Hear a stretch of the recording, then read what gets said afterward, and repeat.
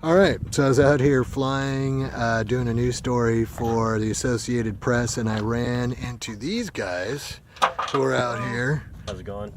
And they're having a little bit of fun. Doesn't look too dangerous. Does look pretty cool, actually. What systems are those? These are actually both Luminaire QAV 250s. I got mine because he got his, and I do everything he does. So there it is. There you go. Harmless little racers, you know, that we have a club that come out here and we do races and circuits around here, slalom. Very rarely do we even go very high, but it's still good fun.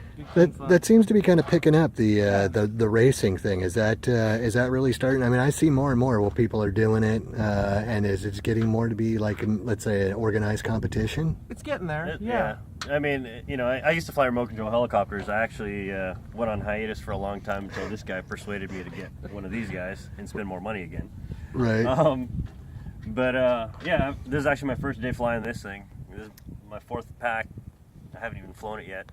And it's a lot different from RC helicopters. One of the things about RC helicopters is that, you know, the competitions, you know, it's all judged. It's all, you know, how you perform and how the judges score you.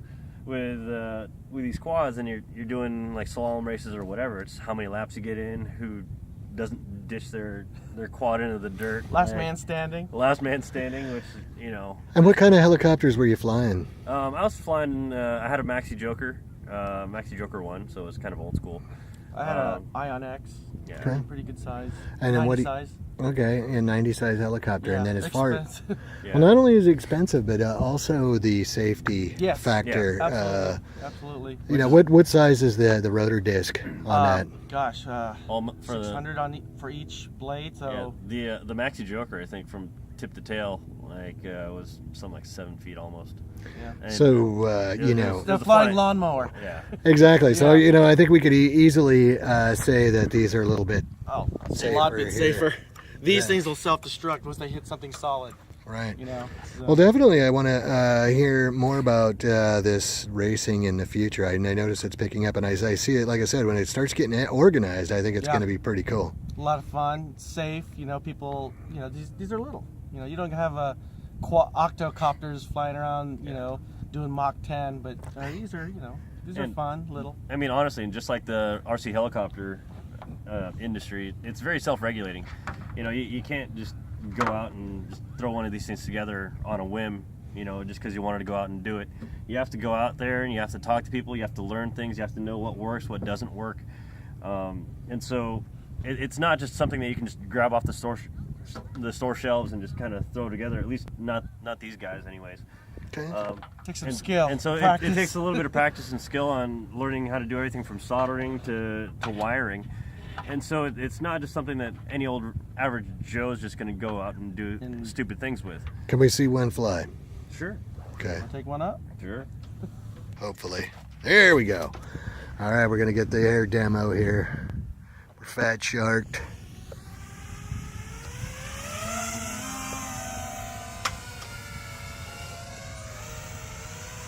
Head for the hills, man.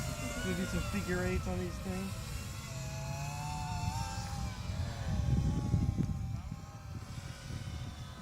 You got a guy walking on the path. That's it. And so what do you guys, I mean, how do you feel like flying them via the, let's say, onboard as opposed to standing here watching them? It's pretty thrilling because you actually feel like you're in the aircraft. Okay. And, don't have to worry about orientation as much. Now I've asked, or people that, let's say, are very close to this effort have said to me, FPV. I don't understand why anybody would want to do that. Can you answer that to that? Well, I mean, take for example this person here on the far side on our left. You can see that person and steer away from them. But I mean, as far as like the sensation, are you okay with this, or do you want to go get a full-sized manned aircraft pilot's license, or are you happy with this? I'm happy with this because I get my pilot's fix. Because you know, let's face it, all us we're boys with our big boy toys, and we always wanted to have. I think there's no one out there who's never dreamt of flying. So The person on the right side with the dog, Gotcha. and the dog is off leash. Uh-oh. And it's too sniff. So, you know, it's everyone's childhood dream to fly like a bird. Well, you know, this is as close as you can get, I think, without actually flying. So I get my exhilaration fix, personally.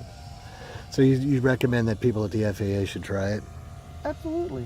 It, Well, how fun Don't how ban fun. before you've tried? Yes. Is that what you're saying? Try it and understand it and get involved. Well, Maybe- I mean, it's not only that, but it's don't regulate before you try it.